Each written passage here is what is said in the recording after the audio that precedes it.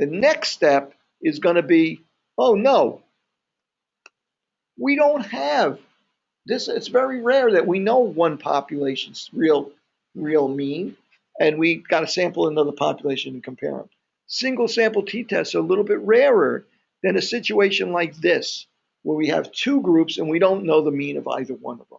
Our only input into what the mean is the actual data that we've collected, the sample that we've taken. Maybe we want to compare the mean for males to the mean for females, whatever these numbers represent. So now what do we have? We don't have a single sample anymore. We have two samples, right? Before we move on to that, see now, that's our next step. That's the next step in this whole thing. This is really what you run into 90% of the time. Aren't you most of the time worried about, well, what kind of grades the kids get if they have if they have asthma and their education's interrupted all the time? Do they get worse grades than other kids, or maybe how do homeschool kids, grades, SATs compared to kids who are in public schools or kids that are in private schools, and so on and so forth? You usually, a lot of the time, you're comparing a mean of one group to a mean of another group, and you're working on this. You don't know the population. You can't sample the whole population. You can't calculate the whole population. You have to go out and get a random sample, and try and use that to see how different these numbers are and whether or not you can reliably say that the mean of group A, the true mean of group A, is different than the true mean of group B, not just the sample means. So before we move on to that, I just want to take our numbers that we had here for, I'm going to take the second one, the one where we didn't know the standard deviation. We wound up with the standard error is equal to that, and our confidence interval is that to that, and so on and so forth. And when we did a t-test and compared it to 12, it came out to that. I'm going to take these numbers, and I'm going to open SPSS. And in about 20 minutes, it's going to open. It's the slowest program in the world. I'm almost at my limit on my time on this one. Now, presumably, they say in the instructions that you get 30 days past your expiration date that it'll continue working. I think I got 2 days to my expiration date. So I will know on Saturday whether it's still working or not, or whether I have to go downtown and get another version. Okay, hang on a second. How are you guys doing online while this is loading? That's a good question. Will you use SPSS for Wednesday's test? I think yes. I think you're going to have like an example where you use SPSS and maybe an example or two where you don't use SPSS. I can only give you so much. I wanted something that you can finish in 2 hours. I don't want to turn it into remember, this is really kind of an interim test. It's not a major test. So I want to give you something that is manageable, but still gives you a chance to demonstrate to me that you at least understand up to this point, which we just got to, which we're just getting to now, how to calculate a confidence interval, how to do a simple t-test, and whether or not when you can use the z-score and when you need to use the t-score, and what the critical value of t has to be in order for you to reject the null hypothesis. That's what I'm really interested in you getting kind of like a real good understanding of as we start to move on now to more complicated tests. Okay, come on and open up. Let's see, still bouncing away. And what I'm going to do here is I'm going to paste these numbers into SPSS, and I'm going to use SPS to calculate a confidence interval. I think something happened there in the background.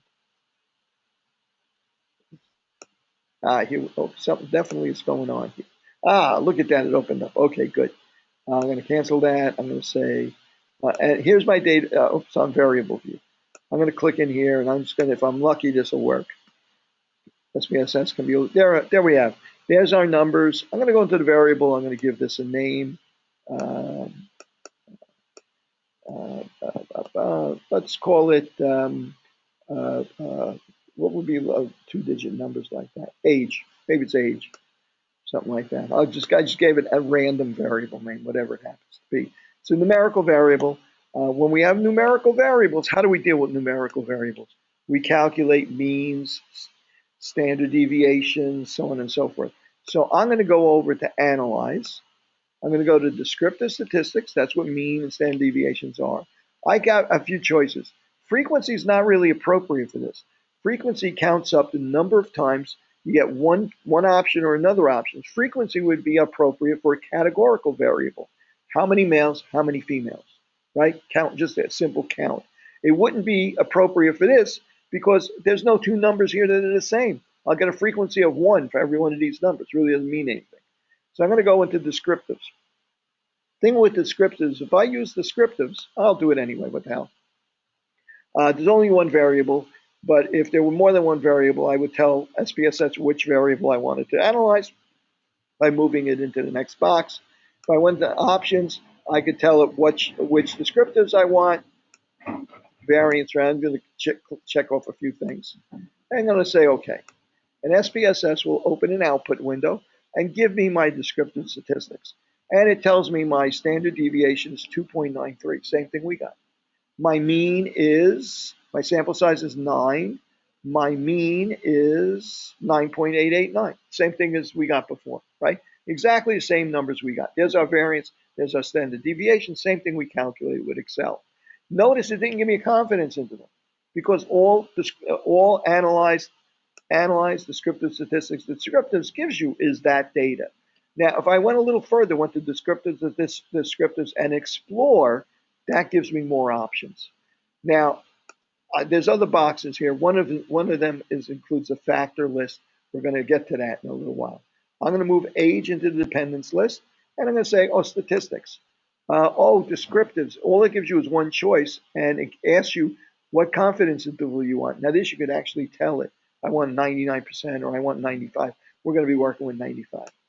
Okay. You could also ask it to do plots for you, like a histogram, stem and leaf. It's all automatically going to do a box plot for you. Okay. And there's some other options and so on and so forth. You can tell it to display both the graphs or just the statistics and so on. I don't care about that. I'm going to leave it on both. I'll click OK. And it will do our descriptive statistics, except it'll do it in more detail than just the descriptives did. So what do we got? The mean that we calculated before. But now look at this. It calculated our confidence interval for us, didn't it? Right? 7.63 to 12.14, the same value we calculated because it did it the same way we did, right? It said the mean minus, and it calculated the t-score because it's a small sample. It calculated the t-score, right? Calculated the standard error. It might even be here, standard error here, next to the mean. Oh yeah, there it is, standard error. Calculate. Remember, ours was 0.97. We calculated it the same way. We used the t-score to use the t-score to take that value times 2.3 or whatever it was. I forget now, and add it to the mean and get this confidence interval. They did exactly the same thing that we did. Okay, so now I'm going to show you another thing you can do here, and that is analyze. This time, let's go down to compare means. There is an actual option here, one sample t-test. I'm going to click on that, and it's going to come up and ask me, well, where's your sample? Well, what I want to calculate I want to calculate for the sample age, for that variable. What do you want to compare it to? Well, the value, the mean that I want to compare it to is another population with a known mean, mu, of 12. Isn't that what we just did? So I'm going to click, let's see, just click options and 95% confidence. That's what I'm interested in. And I'm going to click OK. Now, SPSS is actually going to calculate for us. Let me make this a little narrower so it's a little higher on the screen behind me. How are we doing it? Can you see it on the screen behind me? Is that okay? Okay, so what is the t-value here? The t-value is 2.158. And how did it calculate that? It looked up the t-score, right? It did the calculation we did.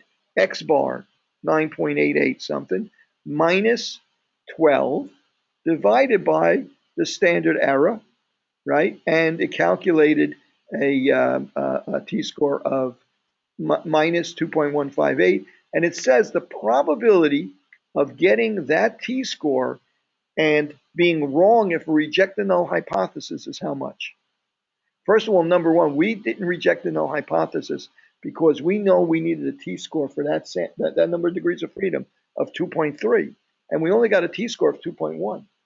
So we didn't reject the null hypothesis. So SPSS actually goes a little further. It tells you that the probability of being wrong, P, for a two-sided test, probability of being wrong if you reject the null hypothesis is 0.063, 6.3%. What does the p-value have to be for us to reject the null hypothesis? Has to be less than the p-value, alpha.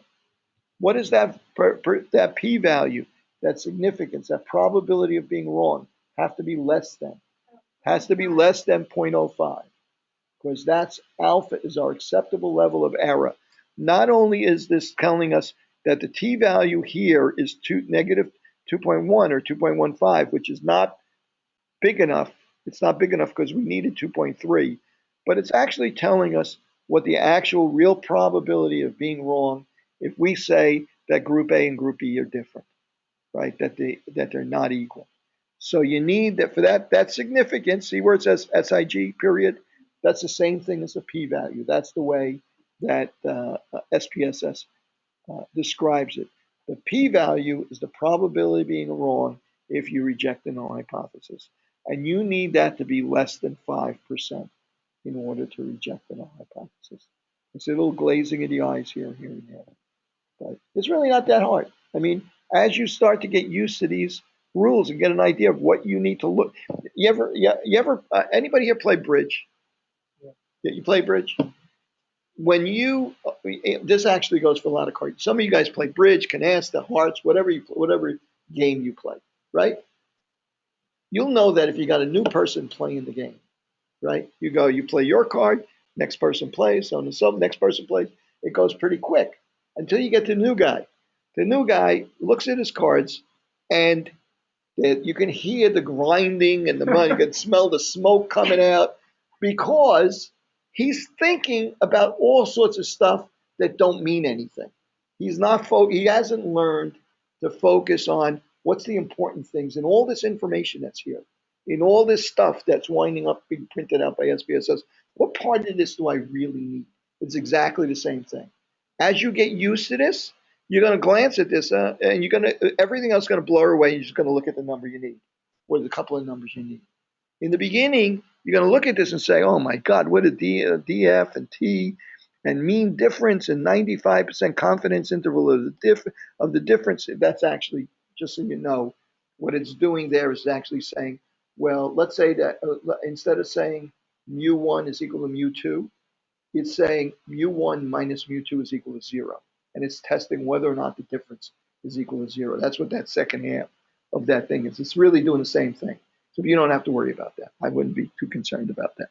Okay, so at any rate, but the important part is that p-value, that at 0.06, right? So you can use SPSS to decide whether you're allowed to reject the null hypothesis, single sample t-test. Now notice that we got another option here for SPSS. Analyze descriptive statistics.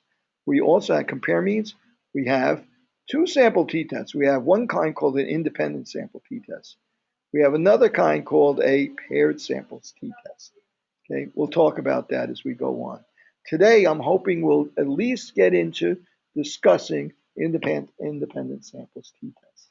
Okay, and so now, okay, let's take a breather for a second and let's talk about this. Questions? Can we just use this instead of doing the calculations? I may ask you to do some interim calculations, but you want to know something. As we move on in the semester, like exam 2, I'm going to be asking you to do fewer and fewer calculations and using SPSS instead. Okay, because in real life, you're going to use SPSS. It looks easy. SPSS. Yeah, of course, it looks easier. But the only problem is that SPSS, in some instances, is too easy. Like, in other words, if you really don't understand what you're doing, you can make mistakes with SPSS you would never make if you were trying to calculate it. You'd just wind up doing the completely wrong analysis or something like that. Okay, I used to have a guy I used to work with when we first started doing. I'm back from the day when I first started working professionally. There used to be a typing pool. And I would write a report, right? Write up a report by hand, hand it to somebody. They would type it up. They would give it to me. I would then go through it and correct it. They would go back again. They'd retype it again. And then they'd give it back to me if I saw any more mistakes. We'd go through it 3 or 4 times before it was all right. Until somebody invented liquid paper and stuff like that. Then, they had all these like little paint spots on it and stuff like that. So you didn't have to retype it quite as much. However, a little later, pretty soon word processors came along. And I never used, and then at that point I had no one to hand it to. I had to do it myself, and so on. So now a lot of stuff I do is reports, right? And it's very easy to save a lot of time by cutting and pasting. Same stuff you said the last time, you're going to say again, just paste it in there.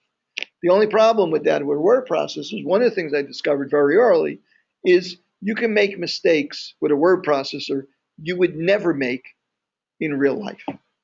If I'm doing a report on a building that has 16 stories and I'm stealing stuff from a report for a building that had 22 stories, I start talking about a floor in the building that's a completely different story that's not in the building. You couldn't do that in real life if you actually wrote it. You can do it with a word processor, though. Same thing with SPSS. You can make kind of mega mistakes, giant mistakes that you wouldn't make if you were actually sitting there and calculating it and you said, oh, there's no way in the world that these are that I could say that I could reject the null hypothesis. I could just tell as I calculate my confidence intervals and so on. I can just tell. But then you put the wrong data or you operate SPSS incorrectly, and it just comes out, and you say, there's a number, I'm done. So it's good to calculate stuff as well. Good to do it both ways. In fact, if you have it manually, if you're asked to do something manually, like using Excel or something like that, why don't you just do what I'm doing too, which is just paste it into SPSS and do it again and see if it comes out any different. Right? I just want to do one more thing here. And that is that I'm going to give you a quick example since I have SPSS up and running. The difference here is that I don't have one. I'm sorry. Oh yeah, that came up again. Okay, these guys at home, they can't see that. They don't see that. Okay. The difference here is I don't have one sample and a mean for a known population. Hey guys, is there a problem? You guys, is there a problem? We have a system here, 8:30. Oh yeah, okay. Yeah, okay. We'll be done by then. Okay, no problem. I don't think there's anyone next door if you want to get started in there. There is a class there? There's a class. Oh, no kidding. Jeez, they're using every square inch. Okay, so at any rate, so I'm gonna save. First of all, I'm gonna save this. Put it on the desktop. I was wondering what they were kind of milling around for, and they seemed very nervous. I was getting a little worried there. So at any rate, I'm gonna import this file. I normally will give you, files in the format that you actually have to work in. And it doesn't hurt for you to learn how to import it. No, I'm gonna import this. I can say open data. I'm gonna go back to my desktop and import this file. Okay. Now notice this is an Excel file, so I actually have to change this to Excel. I think I called it temp, right? I hope I closed it. Oh, there it is. Okay. Okay, notice it says, I see data between A1 and F14. I don't know why that's all there. I noticed that I told it to that I'm going to leave it checked. Read the variable name from the top row because there was male and female in the top row, so I wanted to use that as the variable name. Hopefully, I got the right file. No, I didn't get the right file. What did I call that file?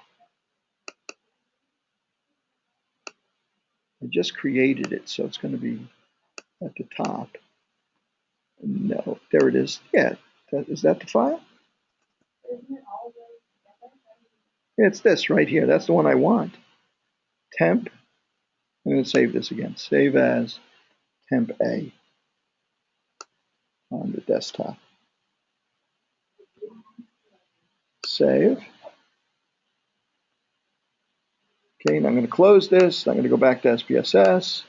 I'm going to say open data and Excel files. Okay, on my desktop, here's temp A. So I'm going to import this. Why is it saying that again? Why is this giving me such a hard time? Huh. Oh, what's that? Yeah, it's a different file that it's opening. I'm not sure. I'm not sure why it's opening that file.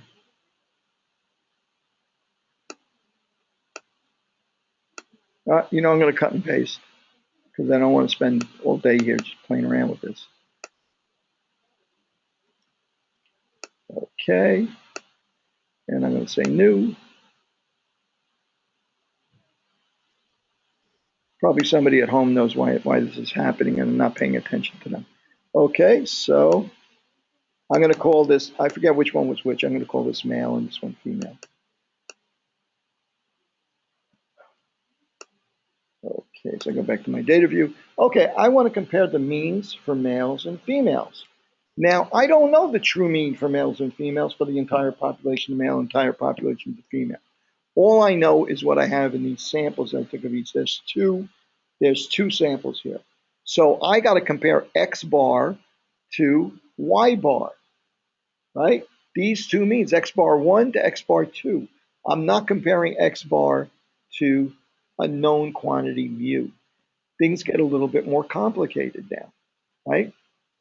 So I need to figure out what am I going to do for a standard deviation? Well, this group may have one standard deviation, and this group may have a different standard deviation.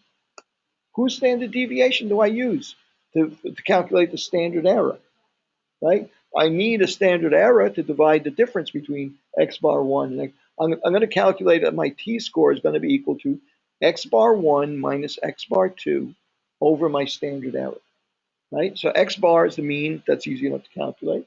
What do I use for standard error? I need to have a standard deviation that I'm going to use. Well, what should I do? Should I take all these numbers as if they're one group and pool the numbers for the standard deviation?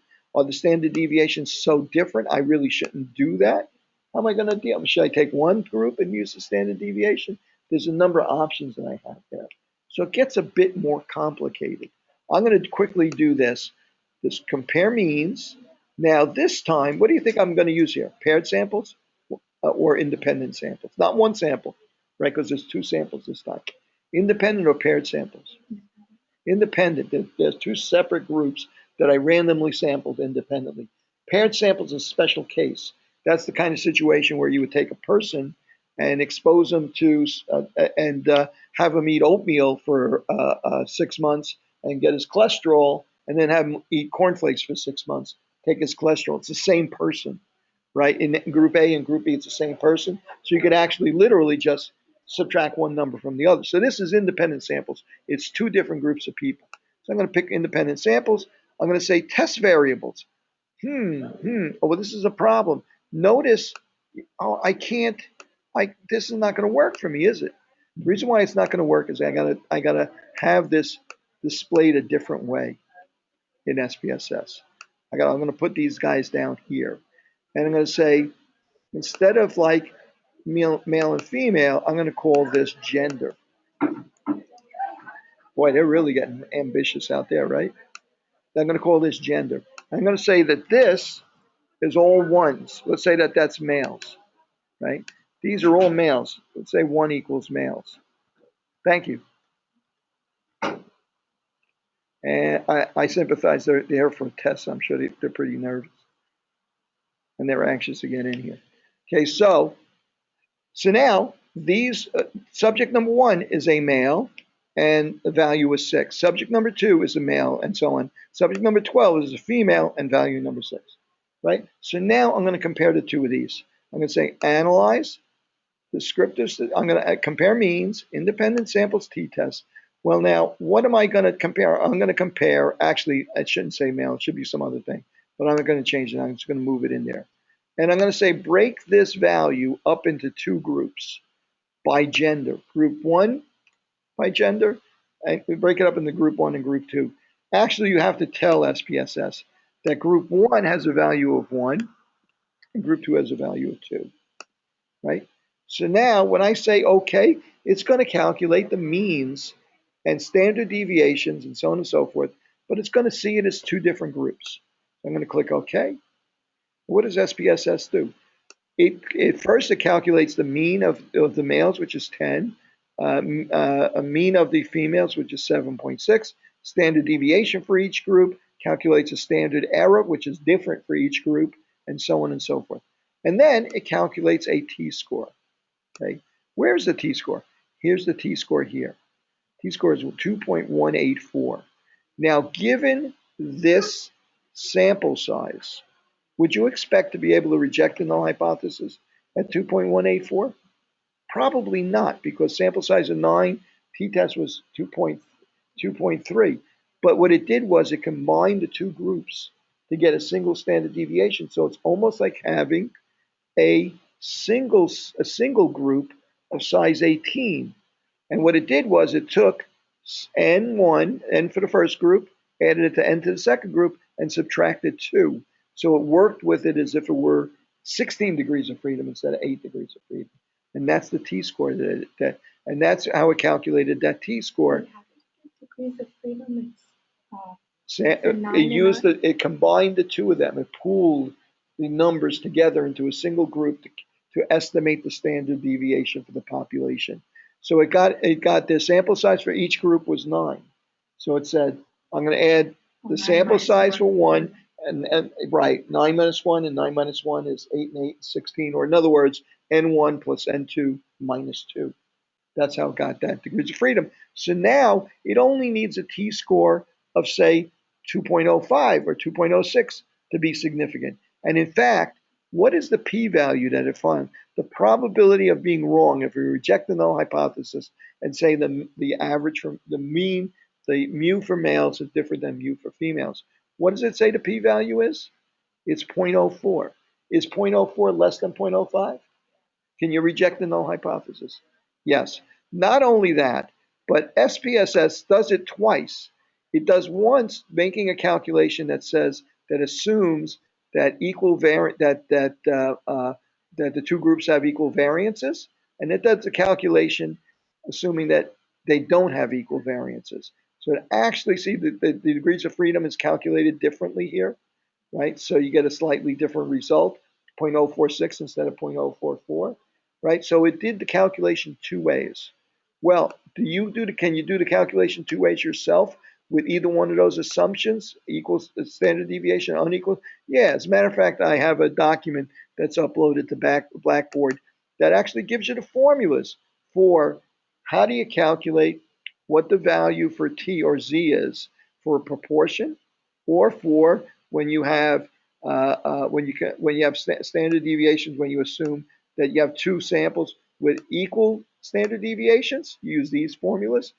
You calculate a very complicated pooled standard deviation, or not so complicated pooled standard deviation, or when you assume unequal standard deviations. Well, then the calculation for standard error is a little bit simpler, but the calculation for degrees of freedom is very complicated.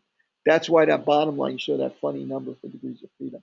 Don't worry about that right now. Just you can read this document and see how these numbers are calculated. How you calculate the standard deviation for the two samples, assuming that they are standard deviations are equal, or how you calculate it based on if the standard deviations are different or assumed to be different, right? You would use different formulas. Complicated formulas now, a little bit more complicated. They've been working, but not different. Look at look here for assuming that the standard deviations are not equal. Calculate T. How do you calculate T? Mean number 1 minus mean number 2. X bar 1 minus X bar 2 divided by the standard error.